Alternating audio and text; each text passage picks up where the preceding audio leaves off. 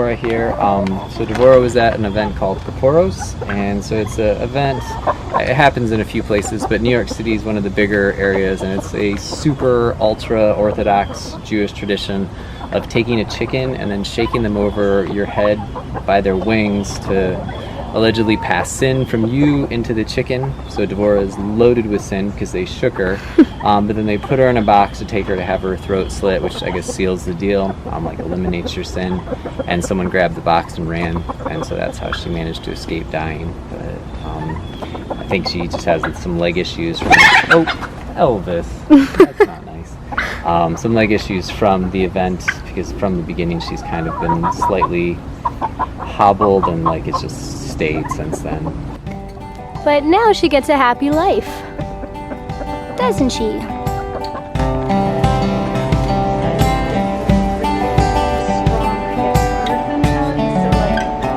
Hi, Pumpkin. Hi, Millie. Hi, Charlotte. Bye, Charlotte. Bye, Millie. Bye, Pumpkin. Jenna.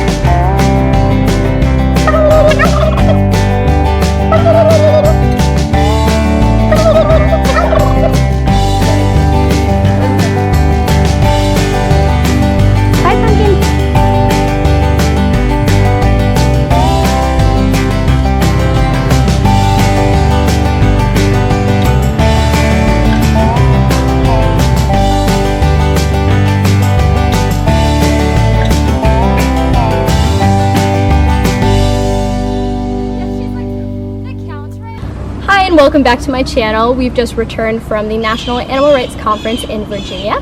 Now I'm here with my friend Ryan Phillips, who is the sanctuary owner of Life with Pigs. So we're just going to ask you a little bit about your sanctuary so you can tell us a few things about the animals that you have here. So to start, how did you first start the sanctuary? Who was your first save?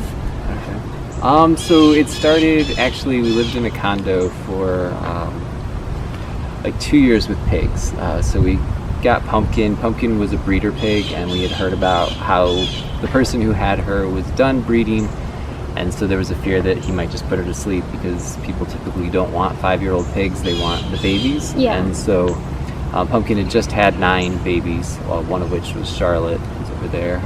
So we agreed to adopt Pumpkin and then asked if we could bring one of her babies. And so that was kind of where it started. We brought them home Christmas Eve, I don't know, it was like 2017, I think. But so we lived in the condo for 2 years with pigs. We had another pig, Millie, come. And then it wasn't until a Rhode Island Red showed up, like a chicken, that we ended up putting in a diaper in the condo, living with 3 pigs. And so I was carrying them up and down the stairs every day, because we lived on the 2nd floor. Mm-hmm. So I was carrying a 75-pound pig, a 50-pound pig, and then like a 30-pound pig every day up and down the stairs. And it started to seem weird, but then you had the chicken, and it was just like, we're not condo people. And so it was at that point we started looking for another place to live, and so we found the place we live now. And so it sort of opened up the opportunity to rescue more animals, which isn't true of a condo. Awesome. Okay, great. So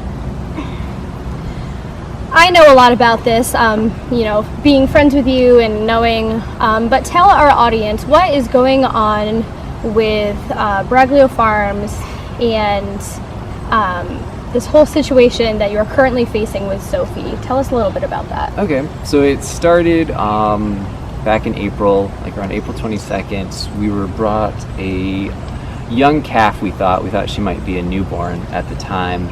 She was emaciated. She just looked horrible. She had fleas, lice everywhere. You could take a picture with just a regular camera and blow it up, and you could see the individual lice and fleas just crystal clear, which is disturbing. I mean, it's just everywhere. She had hoofs were rotting, so you could like peel back some of it. Just in terrible condition, and so we set about healing her. Within a week, she'd gained 16 or 18 pounds, which is like a fourth of her body weight at the time. And then we found out she was 3 months old, which is insane considering when I weighed her the first day, she was 67 pounds, which is about 250 pounds below what she should have been. Wow. So she'd just been starving for a really long time, obviously not being cared for, not getting any kind of vet care. I mean, the fact that she had lice and fleas so bad says that no one was doing what they should have been doing, even though like they've since claimed that they had vets see her all the time and everything was fine. So we had her another week. Things kept getting better, and then all of a sudden the police showed up at our door. They kind of pounded on the door and then came in and were yelling at me to get my hands away from my pockets because, we vegans tend to kill people a lot. Often, yeah. Yeah, it's Lots sort of of our statistics thing. on that. Yeah. So yeah, they made my kids and I go outside, and it tells you something about how messed up like my life is, that my kids, just thought it's like another day in like the life of living with dad and doing activism and stuff. So they took Sophie away and they gave her back to this farmer who said that she was his. Like, they didn't offer us any proof. They'd come from Maryland, so they crossed state lines for a calf that there's no way the calf would have been worth more than $50, even in good condition because of like her size. So none of it made sense. So my initial thing was I just wanted Sophie back. So I called the farmer and offered to give him essentially the value of a full-grown, ready to, I guess like the way they view it is like ready to breed female, like a cow. And then I added $1,000 just to be like, I just want her back. We've fallen in love with her. She's part of our family. And just to, before you keep going, you normally do not pay for animals. Yeah. Correct? So this was you having a family member that came in and valuing her so much that you as a vegan are willing to actually pay, which you normally would not do in order to save her. Yeah, it's like if I saw an animal on a farm, like I would never go and pay for them, because then, I feel like I'm in a way saying, hey, if you keep doing this, I'll buy these animals that you're mistreating. So this is an exceptional situation, and this is, not only are you offering to give him way above the value that she would be considered to be worth, but also as a vegan, you're also kind of letting go of some of to really get this family member back into your home. Yeah, in a way I viewed it as like paying ransom, like I would do for like, if my human kids were taken, I'd do whatever I had to. So I thought, in this case, because she's become part of our family, it makes sense whatever I have to do. If this guy has some bizarre, like he wants to shoot me or something, like whatever he wants, I'll do just to get her back. And so initially I just thought, these people kill animals for money. That's, how they work. So if we just offer him more money than he could make killing her, then hopefully he'll just give her back and be done with it. And how did he respond to that? Yeah, he did not like it at all. He immediately just launched into telling me he was going to kill me, told me about his .308 assault rifle that he was going to shoot me with, and the bullet that he'd etched my name into. Talked about how, he called me some very, homophobic slurs, and then he added that he was, the police were his friends, and he'd use sort of their corruption to do his dirty work and to get them to come and take the cow from us, and that he was gonna, basically accuse me of a crime that I hadn't done to get me arrested, and then added that he hoped I would get raped by can you say big dick on your... I have at this point, but big dick, and then he said the N-word, which they've since said wasn't racist, because I don't know why. According to his girlfriend, it's not racist for white people to use the N-word, which I couldn't get to the bottom of with her, but I'm he implied that 1, black people would be in jail, 2, that they would want to rape me while in jail. I'm there's a whole lot of bad things, and then you use the racial slur. It kind of just seals the deal that you're a racist, but I don't know. Clear. So it wasn't a good conversation. And he also say that he was going to pour the blood of animals on your front porch and kill your beloved Yeah, so many things. It's hard Yeah. to remember. 'em Yeah, all. yes, But, it's got pretty extensive. Yeah, he's gonna pour blood all over our porch from all the cows he kills, and he bragged about how he wears dead cows on his feet, and then added that he wanted to buy all our animals so he could slaughter them all. So yeah, a charming guy. Right, Sort and of a so at father this figure. point, you have been fighting tooth and nail to try to get Sophie back.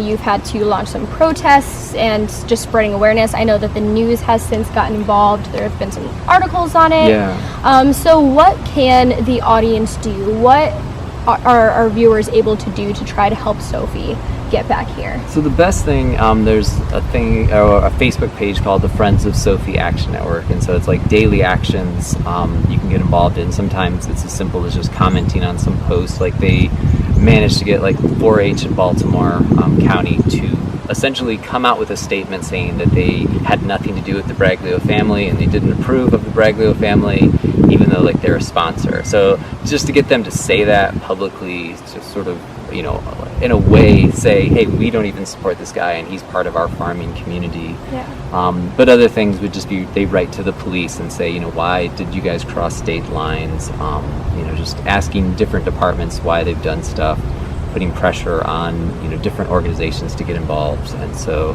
they've been really effective at bringing about just sort of this interest and this awareness of it that wouldn't have been possible if it had just been, you know, like one person trying to do this. So just getting tons of people daily doing this for, you know, going on like 2 months plus now of, you know, doing it. Right. So, and then yeah, the protest was helpful because, you know, you're in his neighborhood telling people there the things he says. Yeah, I think that's another important element to focus on. Not only does Sophie need to come back here safely, where she has her friends and people who love her, but also in addition to this, just the problematic nature of Rowan Braglio and the terminology that he uses and how he treats other human individuals as well. Yeah. And Yeah, it's his using dad, these- Scott. But yeah, It was Scott, Roman's okay. defended it. So I mean, he's, you know, and he was standing there while it happened. So. Okay, so the actual recorded conversation that was with Scott Braglio. Yeah. Okay. Yeah. Initially, I think they thought it was Roman because he's the one who answers and then hands it to his dad. so, Gotcha. yeah. Okay. Well, great. Thank you so much for telling us more about that. So now our audience has a way to get involved and try to help out. Definitely follow Life with Pigs online. You can learn a lot more about Sophie. There are plenty of updates and different posts that are discussing the situation and how it's going. So you can always stay updated through that. Perfect. Yeah, Well, that'd thank be you for awesome. chatting with No, me. thank you so much for coming to visit. Of course.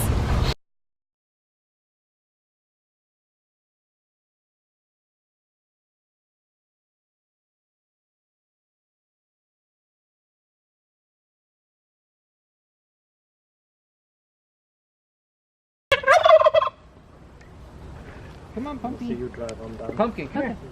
You can do the ramp. You're old and tired. Come on, Pumpkin. There's your ramp. Come on. Yeah. You're okay. Oh, she's so darling. Hi, baby. You're okay. Sweet. More people need to see animals like living this way. Yeah, it's nice having like a mom and her daughter that seem to genuinely love being with each other.